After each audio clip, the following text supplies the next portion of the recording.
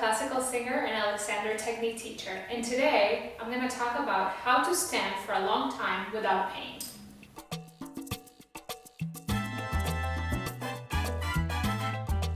Number 1, when you stand, please do not stand up straight.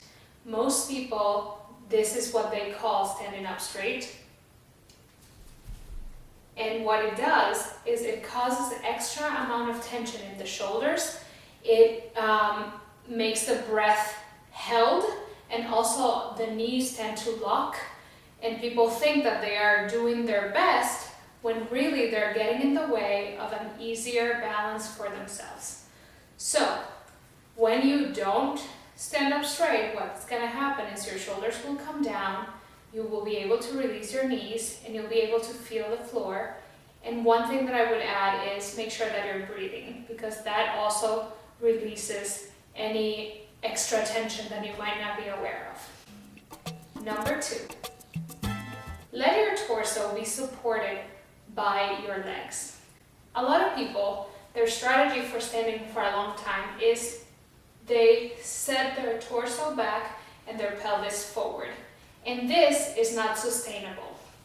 What happens then is that you're creating a great compression on your whole spine, and you're not being supported by one of the biggest structures and strongest structures that we have in our body, which is the pelvis. So what you want to do is let go of your torso so that it can come to the front and be supported by the pelvis. Does that make sense? I hope it does. Tip number 3, release your legs.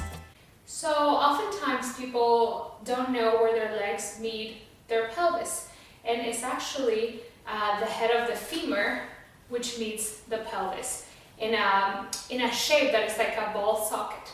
So what you want to do is first get familiar with that joint, say hello to your joint, and do the other side. If you are allowing your joint to be movable, what will happen is that your legs will stop kind of holding up and making your airflow tight, and you can release, and then you will start to feel easy knees, or ease on your knees. When you're standing and releasing your legs, allow the relationship of the legs and the torso to be dynamic. So don't expect yourself to just be like a stick. Number 4, make sure to balance on both your feet.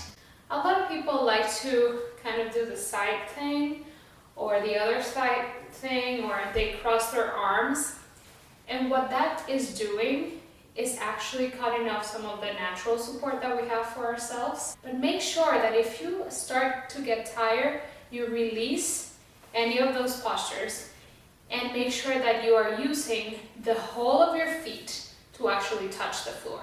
So one thing you can do is experiment by standing on the side of your foot. You can do the other side.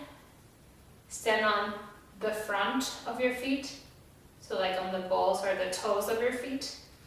Now try the heels without falling, and now try the instep of your feet. This one is a little weird, but you can do it. Now once you've done that, it gives you a map of the whole foot.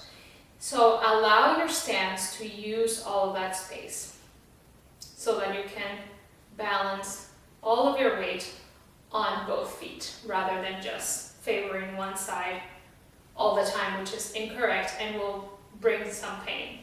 Number 5, be movable. If you were a tree and a breeze would come, the tree would move a little bit.